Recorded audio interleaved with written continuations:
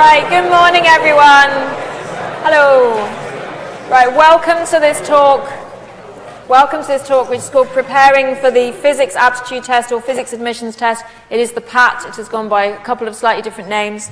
My name is Dr. Jenny Barnes. I am a college tutor. I teach maths to physics students at one of the colleges. I also run the teaching labs. Before I started running the teaching labs, however, I worked in outreach and I developed the course which is called Preparing for the PAT, and that's why I'm giving you this talk today. So the outline of my talk is I'm going to give you some general comments about the PAT and the format of the PAT, which is possibly what you're here for, and then how you might prepare. Because we know this is something extra we're asking you to do, and we want to try and give you some advice on how to prepare for it. That might involve past papers, that might involve the syllabus. What are we looking for? What are we trying to test with this thing? And then we'll get to do some past paper questions, and you'll get to do some maths and some physics because you've come to a physics department. You want to do some maths this morning, I can tell. Then there will be some other resources and some web links and things, and then I'll conclude. So if you apply to Oxford and you're applying for physics and philosophy, material science or engineering, then you have to take the PAT. Okay? Now the PAT is hard. If it was easy, everybody would get a nice high mark and then it's no use to us. What we need to do is to spread out what is a very able cohort and see what people we think would do really, really well on our course, and that's kind of what the PAT is tailored to. So it is hard, and less than 1% of the students get between 90 and 100. And I'm sure you're all very, very able students. You always get 85 and above, I can see. But it's not that sort of test, okay? But what it means is you need to not be discouraged if you see a hard question, all right? Because there are going to be hard questions. And you have to develop a strategy of how you're going to tackle the paper. Are you going to try some questions first and then come back to some other questions? Are you just going to start at the beginning and work all the way through to the end, okay? But you've got to have a strategy and not to be put off if you suddenly get faced with a question you think, I don't know where to start. The format of the PAT is that it's 2 hours long. It's always been 2 hours. Obviously, if you are used to having extra time at your schools, you would also get extra time for the exam. But for everyone else, it's 2 hours long. It is a mixture of maths and physics, which add up to a total of 100 marks. Now, the rubric has changed over the last 15 years or so that I've been a tutor. For 2024, it is all multiple choice. It has never been all multiple choice before, but it is all multiple choice. You do as many questions as you can. It is a bit of a speed run, okay? That's what people have often said in the past. So you just do as many as you can. Not all the questions will have the same number of marks, okay? So some might be worth, say, 2, some might be worth 3, some might be worth 4, okay? But they will be worth a certain number of marks. Altogether, it will add up to 100. And some questions may offer partial credit for some answers. So suppose there was a question which said, which of these statements are true? And you tick some of them, you tick all the ones you're supposed to tick, you get all the marks. You tick some of them, but not all of them, you might get some of the marks. You tick some that are wrong, it's not going to be looked upon favorably. So you might get some marks for some of the answers, okay? So it's not quite an all or nothing on every question. This year, the PAT is administered by a company called Pearson VUE, and you will need to register at one of their test centres. You will not take this exam in your school, which is what has happened in the past. You have to actually go to a test centre and register there. There are some around the country and around the world. So please find one near you. Go onto the university webpage, which is the www.ox.ac.uk/tests. That gives you links to the Pearson site. That will give you links so you can find your nearest test site, okay? But you will need to register for it at their test centres, not at your school. The test date is the 28th of October, 2024. We do understand that for some people that will be half term. We're sorry. But that is when it is scheduled for. Okay, but do check that webpage because that's where there's links to things like a sample test, which is coming soon, and the arrangements of how to get onto Pearson, how to register. okay? So please take down that web address, that's really important. I've got some screenshots from the sample test.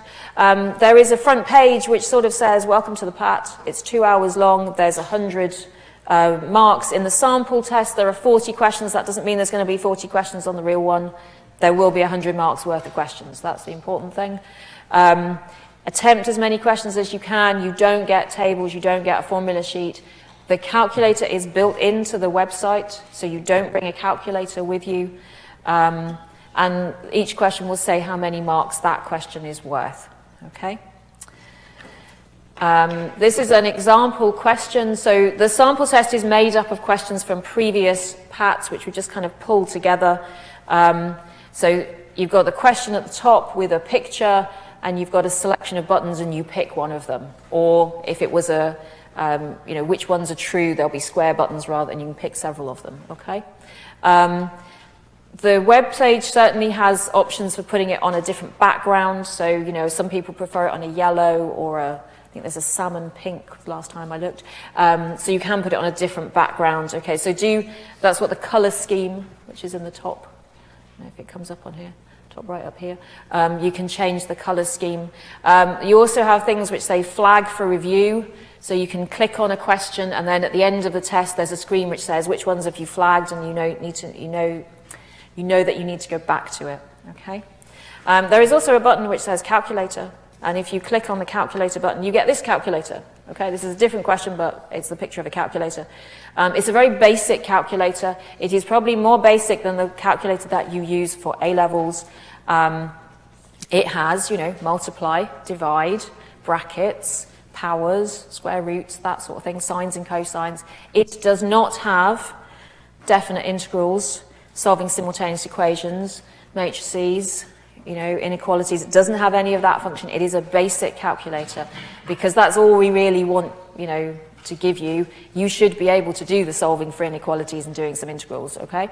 But it is a basic calculator. So I would encourage you to, when the sample test is available on the university page, please go and have a look, have a play around with it, get a feel for it, okay?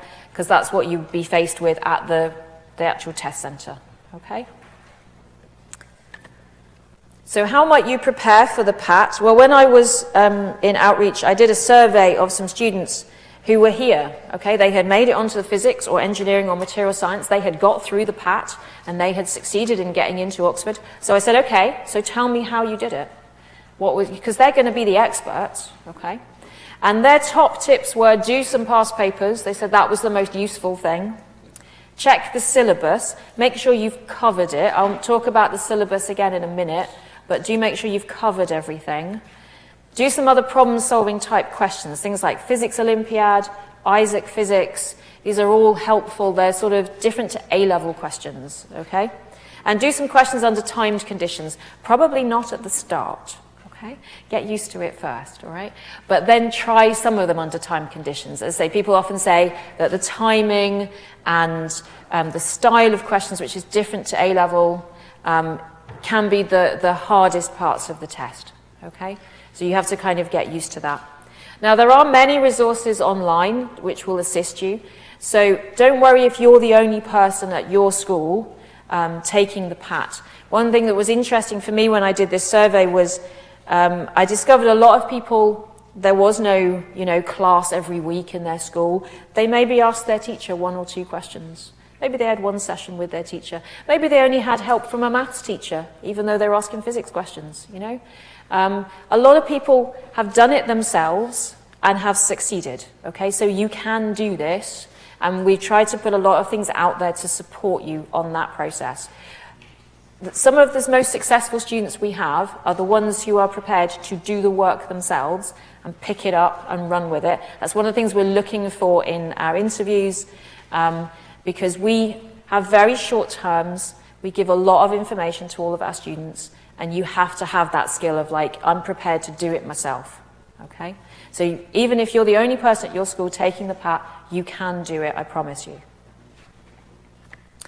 So some information about the PAT. If you go to our website, which says Physics Aptitude Test, it's still the PAT. Then this has all the information about things like the date and and syllabus and calculators and things. So we have all of the past papers are available on our website. It's at the thing where it says past papers. There's also a bit which says how the exam has changed over the years. So this is all helpful and useful information. There's also on there always a report. It says physics admissions report. So it says physics past papers here, and then physics admissions reports. The reports are really helpful because they say for each year what was the mark that you needed to get an interview. Now this is in physics. In materials and in engineering, they use the PAT in a slightly different way. Those are subjects which are not things you take at A-level, so you know, they will take the PAT alongside the personal statement a lot more.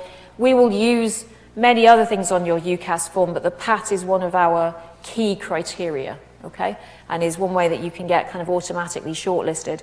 And every year it's a different number, and we set it at a certain number so that the number that we interview in physics is constant. We can interview about 500 people, but we have between 1,600 and 1,800 people apply. So we have to cut somehow.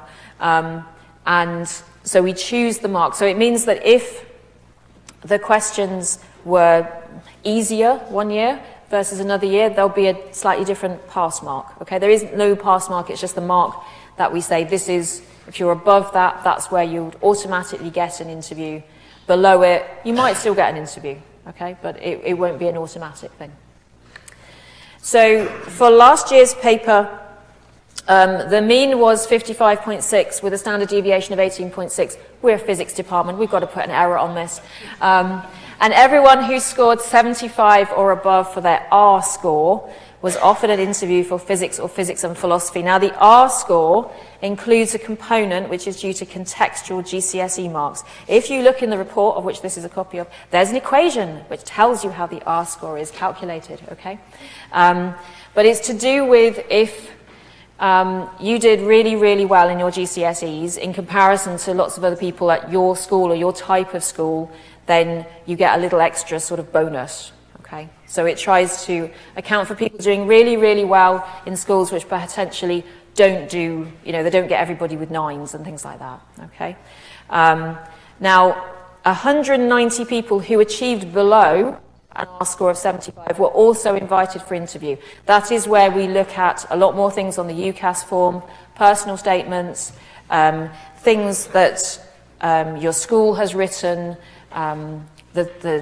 you know, there's various flags and things that we get told about to do with how many people go to university from your area and things like that, okay? We try and interview as many people as we think have the potential to do well on our course, all right? So we interviewed 536 people in total last year, which is a little higher than our 500, but there had been some issues last year and we thought we need to be generous and try and interview more people. Now, all of this information, I don't know it because I work here, I know it because it's in the report, okay?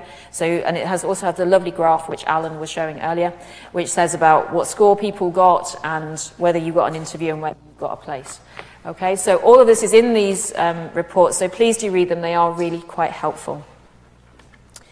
In terms of solutions to the past papers, so we give you the papers, we don't give you a lot of solutions, we give you some. And there are also some videos on our YouTube channel. If you do Department of Physics Oxford, there is a YouTube channel, and some outreach officers have made videos going through some questions and things. But we don't put a lot of solutions out there. The reason is largely that in the past, where we could see people's working, it's amazing how many different ways people can do a question. You know, and there could be 6 different ways to solve the same question. And if you get the right answer, they're all right, okay? So there's no one way of doing it. And we don't want you to think that there is only one way of doing it, okay? There could be multiple ways of doing it if you get the right answer. We know there are other solutions out there on the internet. They're not our solutions. They may or may not be right. There certainly are a lot of free solutions out there. So I would not encourage you to go out and buy a book or anything, okay? There is stuff out there, just Google it if you feel you do need the solutions. The syllabus itself, we try to cover the first year of A-level maths and the first year of A-level physics. However, we know that there are Different schools do this in different orders in terms of how they teach their physics. Different exam boards do things in different orders or maybe cover slightly different things. So it means you need to do a bit of prep over the summer, look at the syllabus, ask your teachers, this thing that's on the syllabus, will we cover it in September? Will we have covered it by the time I take this test? And you'll probably find some things they will. Things like gravity and things that have a 1 over r squared dependence. Often that is like a first thing back after the summer, okay? So do talk to your teachers because they may well cover it, all right? But if they're not going to, you're going to have to teach it to yourself, all right? So that's the thing. You've got to kind of do a bit of work here and check that you will have covered it. There is no formula sheet. We expect you to know some of the basics, some of the basic equations. We have tried to include those in the syllabus. And for this year, the calculator, it will be online, so you don't need to bring one, but do try out the sample test. Sorry, when it's available, so that you get used to the calculator, because it's probably slightly different to the one that you've been practicing with. So the syllabus there's some excerpts here, but it is on the website. Basically, there's a syllabus for the maths and a syllabus for the physics. It was last updated in June 2018. That was me putting in some equations to say, this is what you need. Okay, these are the equations you need. So we tried to make it clearer. And so do please look through and check that you will have covered everything by the time of the test. The calculator, as I mentioned before, it will run online, it will be inbuilt, it's a basic scientific calculator. Please try it out with the sample test. But you know, it's designed to let you multiply some numbers together. That's the main thing. So what are we looking for? So why are we doing this? Well, as I say, we have this very able cohort. We've got to try and spread people out. And what we're trying to do in both the PAT and also if you came for interview is we're trying to see, can you do the basics? Is there some basic stuff that we just want everybody to be able to differentiate something, integrate something, sketch some graphs, that kind of thing? Can you think about the answer that you've got? So this might be a question which sort of talks about perhaps light going through materials, and then at the end of the question it says, right, now the wavelength of light is different. How does that change things? Okay, if you really understand what you were doing, you'll then understand what a change in wavelength might give you. Okay, so that's the sort of thing where we might ask you to think about something beyond the initial question. Can you use new information we give you within a question? Now, this is a common thing we do to our poor students. Okay, we give them loads of new stuff and just say, go on, get on with it. Okay, and so it's kind of how quickly you pick things up. So you might get a question and you think, I have never seen this equation before. I have no idea what it's about. But maybe the question is then saying, can you work out what the units of things are? Because you know the units of everything else in the equation. Okay. So we will give you everything you need, then can you pick it up quickly and then work stuff out from it? And that's a really common thing we also do in interviews. Can you express a question in terms of mathematical expressions? Physics is basically, we see the world around us, we want to put some maths into it, okay? That's what we do. And much of what our students do is solving differential equations. Okay, so it's all about, you know, we give you stuff in words, can you put it into maths? That's the important thing. Okay, so now we're going to do some questions, okay? So these are all fairly short, so I'll give you a few minutes at a time, and then we'll have a show of hands, okay? So this is the first one.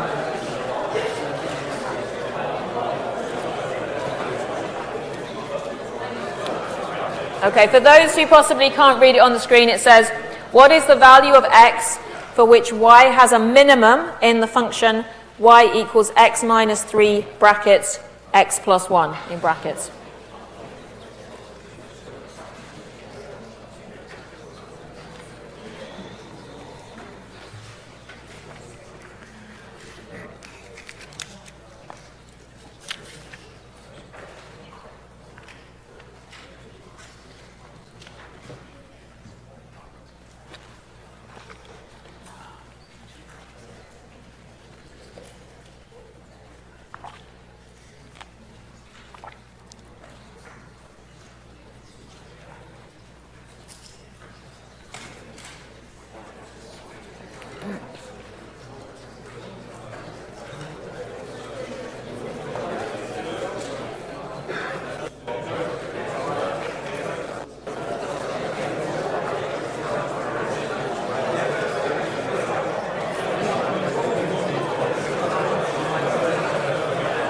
Okay, I'm getting the feeling that people in the room have probably got somewhere with this. Okay, so we're going to do a show of hands. Okay, show of hands. So, can I have a little bit of quiet? Sorry. Okay, so who thinks the answer is A, x equals 1? That's a popular one in the room. Okay, who thinks the answer is B, x equals minus 1? Maybe 1, okay. Who thinks the answer is C, x equals 3? Who thinks the answer is D, x equals 0? And who thinks the answer is E, x equals minus 3? Someone's going for minus 3. The answer is A. Yes, you are all correct. The answer is A. Okay?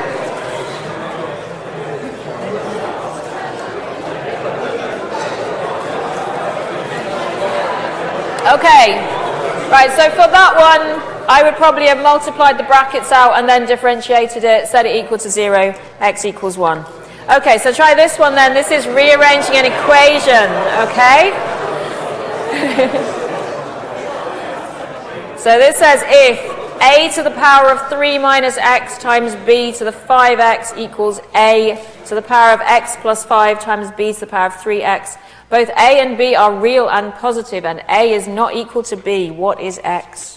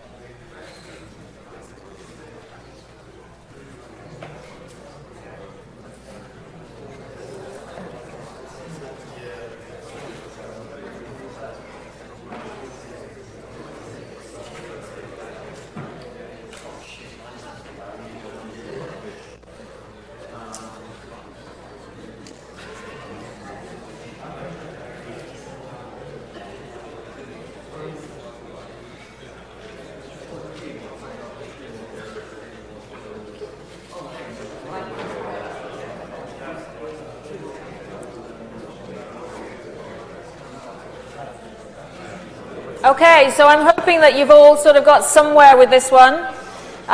So we'll go through again. So who thinks the answer is A, 2 log A minus B over log of B? No one going for A. Okay. B, 2 log A minus log B. Anyone think it's that one? No. What about C, 2 log B over log A minus log B? Oh, we've got someone at the back. Oh, 2 at the back. Okay. D, log A over log B minus log A. That one is the popular one in the room. And E, log A plus log B over log A. Maybe someone at the back. The answer is indeed D. Okay? I'm just going to go through this one.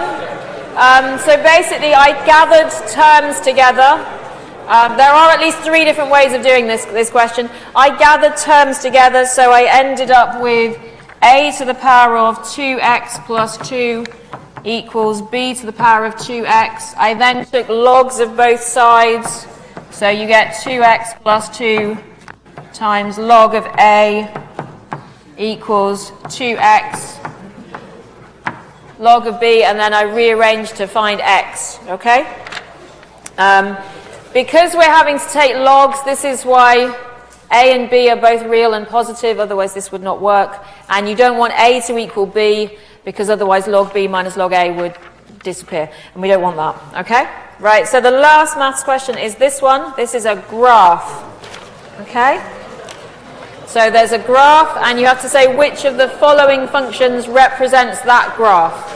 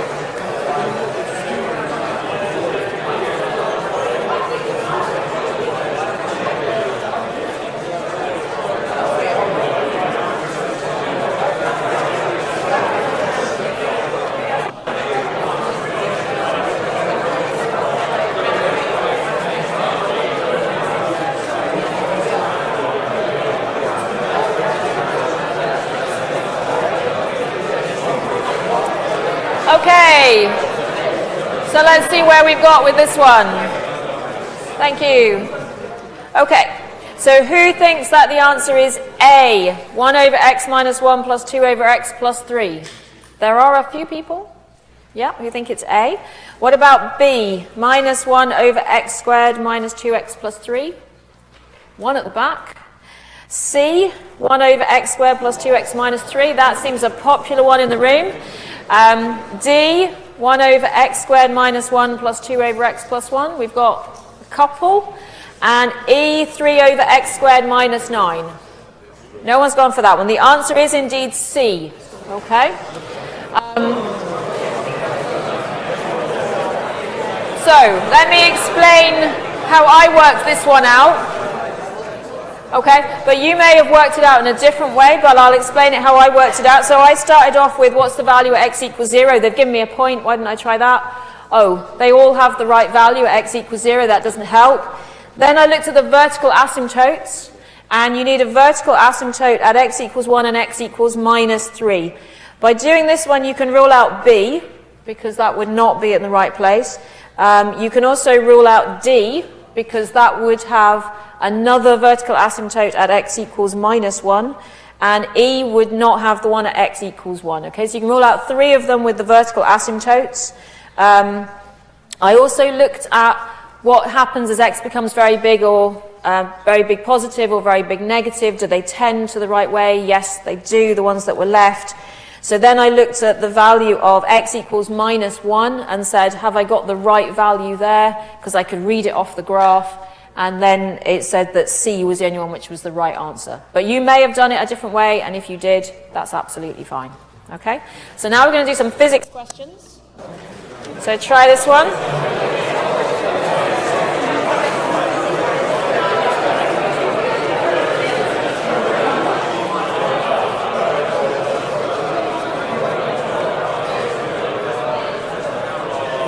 So this one is a circuit. You've got all of the resistors value R, and you need the effective resistance between A and B.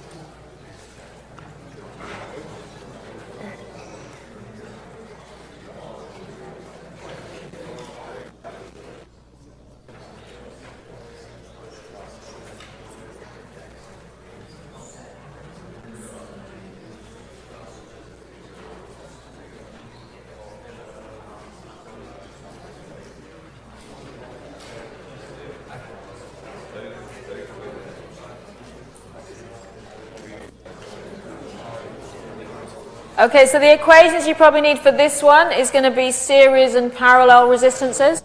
So hands up if you think the answer is A, 2R over 7. That one is a popular one in the room.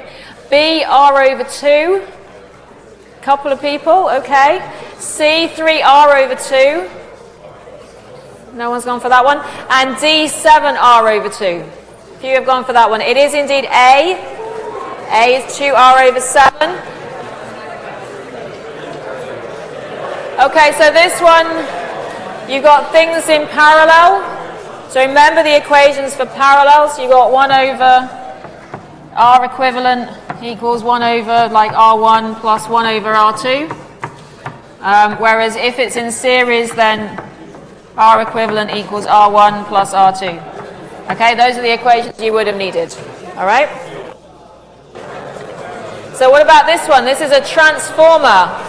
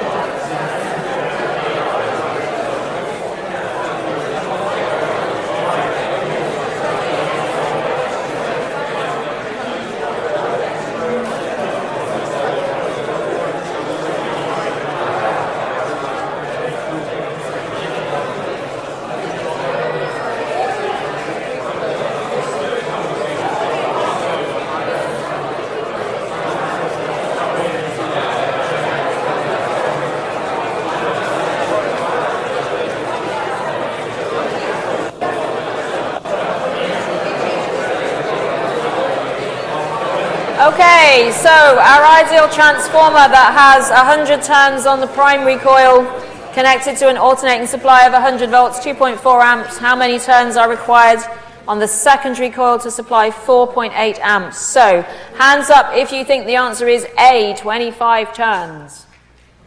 Nope. How about B, 50 turns? Fairly popular. C, 75 turns. Or D, 200 turns? Few people went for the 200. It is B, it is 50. Okay?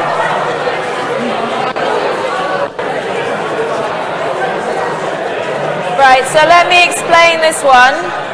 So the equations that you need, just give me a minute, okay? Right, equations you need: voltage on primary over voltage on secondary equals number of turns on primary over number of turns on secondary. However, we want current here, not voltage, and the thing that is fixed is power, okay? So V primary over B secondary is actually equal to I secondary over I primary. You put in the numbers, you should get that it is 50, okay? Notice these last couple only had 4 choices. In the real exam, expect more choices, okay? There's not just going to be 4. There will be more than that in the real exam this year. So this is the last question I want to do. This is not a multiple choice, but see if you can work out what the answer should be. This is an ice cube sliding down a frictionless slope. Because we're a physicist, we've got to put lots of approximations in. This slope is at an angle alpha to the horizontal. The slope sits on a horizontal table of height big H above the ground. If the ice cube is released at rest at height little h above the ground, what is the speed of the cube when it's halfway down the slope? Okay, I'll give you a bit longer for this. This is a 3-mark question.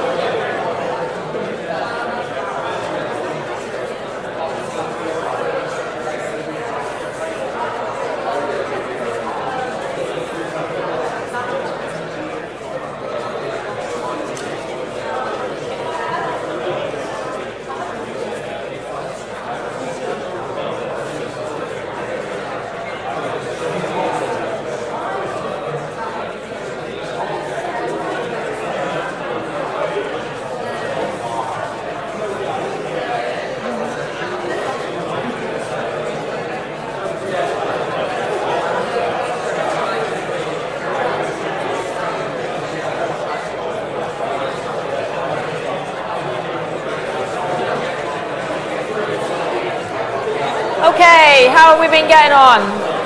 Hands up if you think you've got an answer. Come on, be brave. Say you've got to think you've got. Okay, I am going to write on this one what the answer is, and then I will go through it. So the answer you should have got was the velocity was the square root of g times little h minus big H. That is the answer you should have got.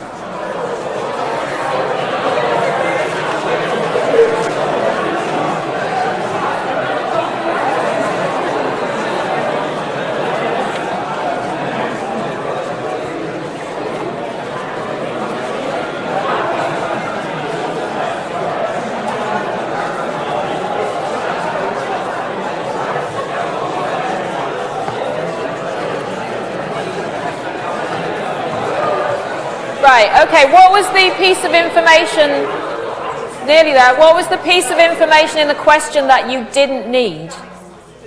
Yes, the angle, you didn't need the angle. You might have used it, you might have done it that way. I personally did it from a conservation of energy point of view. So I assume that you all drew a picture. You know, I moan at my students if they don't draw me a picture. How do you do mechanics without a picture? So you've got your table, it's at height big H, the actual slope is at height little h, and I've got my ice cube which is going down the slope, and then I want to know what's the speed when it's halfway down. This height here I'm going to call x. Okay, so I'm going to invent some things. I'm going to invent a mass that I'm going to call m. So it will all disappear. So, from a conservation of energy point of view, at the start, I've just got potential energy. I've just got mgh. That's all I've got. When I'm halfway down, then I've got mg, and now I'm at a height which is either little h minus x over 2, or I'm at big H plus x over 2. Either way will work. I'm going to do little h minus a half x. Okay, so because I've got potential at this height. And then I'm going to have some kinetic energy as well now. Half mv squared. If I equate these two, the mgh's will cancel. So you end up with a half mg times x equals a half mv squared. Now x, from my diagram, is little h minus big H.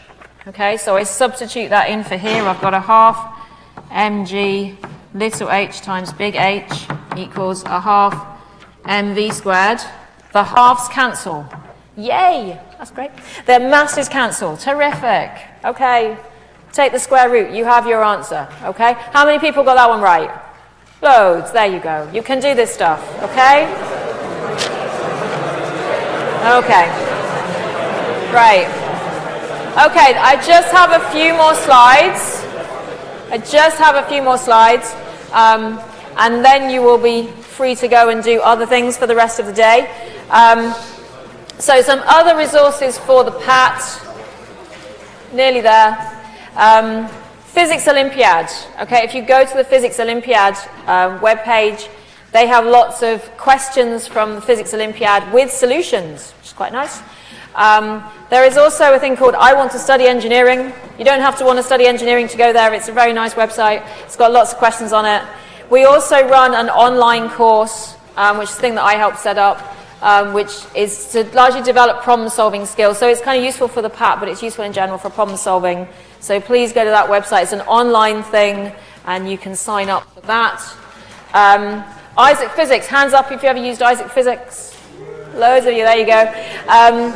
So it was set up as a website to help improve problem solving, and I just randomly went through 7 years ago and picked 5 maths questions, 5 physics questions. They could have been taken off the PAT, they weren't, but they're the right sort of thing, the right sort of level. So I put them together into a game board. That is the QR code for them. Okay, but they have lots of stuff. You know, things which are kind of a challenging nature. Can I just have quiet for a little bit more, please? A little bit of quiet, thank you. Yeah, you want the challenging ones. Those are the kind of ones that you want from Isaac Physics. Okay? So, to conclude, to prepare for the PAT, Please practice with some past papers. That was the top tip from the students. Check the syllabus, make sure you've covered it. Use some other resources. Don't just rely on A-level stuff, okay? Look at some other things as well, like Physics Olympiad or Isaac Physics. Don't expect to get it all right. It's not that sort of test, okay? We have to spread out. You're all very able students. You're all amazing. We just have to spread people out a bit, see who is going to thrive on our course, okay? Do as much as you can, though. Try and get to the end, okay? That's the important thing. Do as much as you can and try and get to the end. Thank you very much.